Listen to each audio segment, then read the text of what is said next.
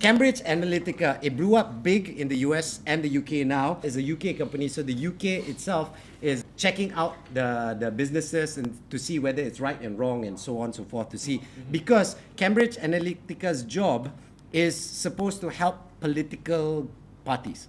That's their plan. The one that got me scared was the expose done by Channel 4. If you're collecting data on people and you're profiling them, that gives you more insight that you can use to know how to segment the population, to give them messaging about issues that they care about, and language and imagery that they're likely to engage with. And we use that in America, and we use that in Africa. That's what we do as a company. Yeah. We've done it in Mexico, we've done it in Malaysia. And then we all like, whoa, what in Malaysia? This is what they can do for a political party. The two fundamental human drivers when it comes to taking information on board effectively are hopes and fears, and many of those are unspoken and even unconscious. You didn't know that was a fear until you saw something that just evoked that reaction from you. Right. There's no good fighting an election campaign on the facts, because actually it's all about emotion. It has to happen without anyone thinking that's propaganda.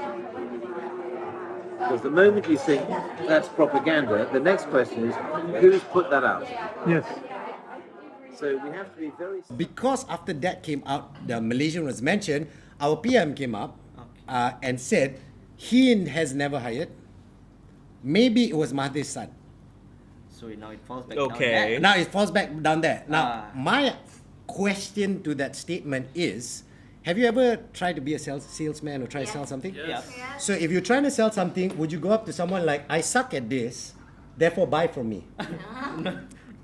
Or would you say, I'm good at this, here's the proof, therefore buy from me? So that's my only question for it. Now, I don't want to talk about mostly on Cambridge Analytica. I want to talk about that process of manipulating people through votes. When it comes to voting, do you vote through fears and stuff, or do you vote by facts? Facts. I like the way you say that. Straight away, facts. Here's the thing, I'm not a registered voter, Yep. and there is a reason. Like, personally speaking, I try not to involve myself in the process because, I don't know, it feels like in the common thought in my generation, you're not old, this is my generation. I like it. I didn't do that, no. The coordination of him touching this and the crickets came out. Perfect. Okay, anyway. Good job. Yeah. So nobody just, my generation, nobody believes in it that their vote counts. There is a mentality there, and I agree it's a problem. Yeah. But yeah, if you ask me personally, none of it really matters. Really? I mean, it's a very ignorant way of thinking, of course. Okay, all I can say is, remember in November, in this country called US? Because half the country didn't vote. Something happened. Yeah. Yeah. Fine. If you honestly think it doesn't matter, then you've got to stop complaining.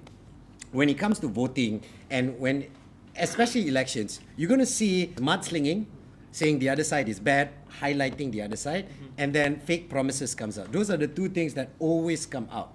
But no one actually argues their policies, what they're trying to do, and that is gone. Yeah. So I believe if you really want to make a change and you think you cannot, the younger generation and all that, if you think that your voice doesn't matter, like you going, look, from now on, no more mudslinging come out, I don't care, tell me your policies. Anyone comes up, go to Charama, go there, give me your policies. That is the only question you ask all of them. Give me your policies, all right? That could change. If you think you cannot change, look at America and the whole gun situation. Look at the kids going out for the march. Yeah. And look at what they have done. And they can't even vote yet. So if you think your voice doesn't matter, you're wrong. It does matter. But you have to talk. Because if you don't talk, your parents are going to talk on your behalf. And that's when Brexit happens. That's when Brexit And then it just cocks over the whole of England. Exactly. So here's the thing. Your voice does matter. But ask the right questions. And don't just follow blindly. Why are you following this guy? Because my father, mother's, uncle, drivers, good friends down the road, neighbor told me that he did this, that's very good. So I'm voting for him. Without any proof. Without any proof. So go, ask questions, look for proof. All right? That's what you're supposed to do. Every ceramah you go, ask the question, excuse me, what's your policies?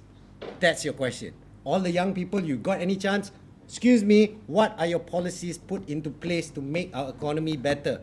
That's the question. And then you can make the difference.